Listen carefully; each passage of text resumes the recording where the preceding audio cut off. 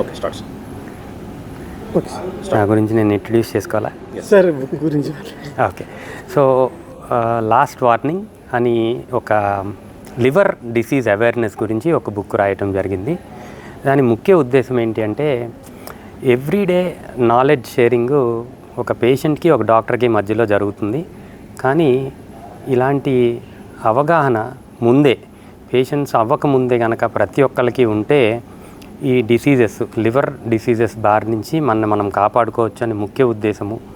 ఇవన్నీ సింపుల్ లాంగ్వేజ్లో ప్రతి ఒక్కరికి తెలియజేయాలనే ఉద్దేశంతో రాసిందే ఈ బుక్. లాస్ట్ వార్నింగ్ అని ఇంగ్లీష్లో, ఆఖరి హెచ్చరిక అని తెలుగులో. సో లివర్ డిసీజెస్ అనేవి ఎన్ని రకాలు ఉంటాయి, ప్రతి ఒక్కటి ఒక పేషెంట్ స్టోరీతో ఒక్కొక్క చాప్టర్ ఉంటుంది.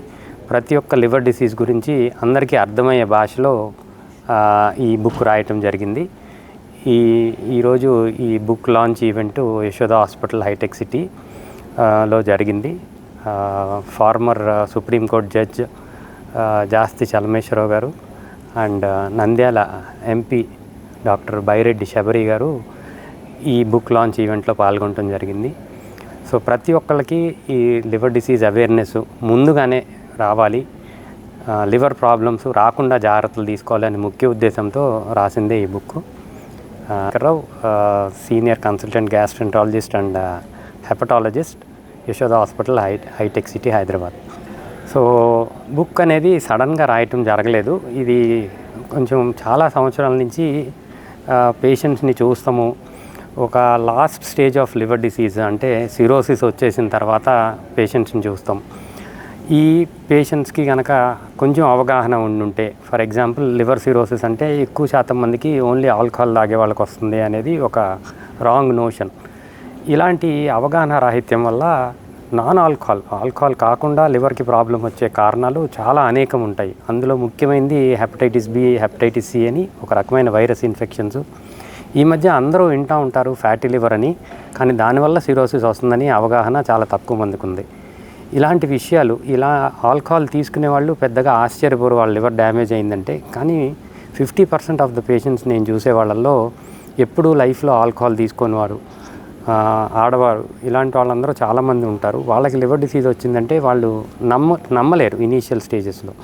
యంగ్ పీపుల్ 40-45 లోపు వయసులో వాళ్ళకి కూడా లివర్ సిరోసిస్ రావటం, ఇవన్నీ మనం చూస్తాం జరుగుతుంది. అవగాహన రాహిత్యం వల్లనే వీళ్ళు ఈ స్టేజ్ వరకు డాక్టర్ దగ్గర రాకపోవటం, వచ్చేసరికి వాళ్ళకి సిరోసిస్ ఆఫ్ లివర్ వచ్చేసి ఉండటం. సో లాస్ట్ వార్నింగ్ స్టేజ్లో మన దగ్గరికి వస్తున్నారు. దీనికన్నా ముందే ప్రతి ఒక్కళ్ళు లివర్ ఎర్లీ వార్నింగ్ సైన్స్ ఇస్తుంది. లివర్కి ప్రతి సంవత్సరము ఒక చెకప్ చేయించుకుంటే వెరీ ఎర్లీ స్టేజ్లో మనం పట్టుకోవచ్చు. దాని కారణాన్ని కనుక్కుని ఆ లివర్ డ్యామేజ్ అవ్వకుండా కాపాడుకోవచ్చు. ఇది ఎక్కువ మందికి పేషెంట్స్ మన దగ్గరికి వచ్చిన తర్వాత కన్సల్టేషన్ రూమ్లో మాత్రమే మనం మాట్లాడతాం. ఇది కన్సల్టేషన్ రూమ్ నుంచి బయటికి వెళ్ళి ప్రతి ఒక్కరికి ప్రజల్లోకి అవగాహన కల్పించాలనే ఉద్దేశంతో రాసిందే ఈ పుస్తకం. కనీసం నా 12 ఏళ్ళ ప్రాక్టీస్లో ప్రతి ఒక్క కేసుని, చాలా ఇంపార్టెంట్ అనిపించిన కేసులు అన్నిటి గురించి నేను డిస్కస్ చేస్తాం జరిగింది. సో ఆల్కహాల్ అప్పుడప్పుడు తీసుకునే వాళ్ళు మాకు లివర్కి ఏం కాదు అనుకుంటారు. హెపటైటిస్ బి, హెపటైటిస్ సి అనే వాటి గురించి అవగాహనే లేదు.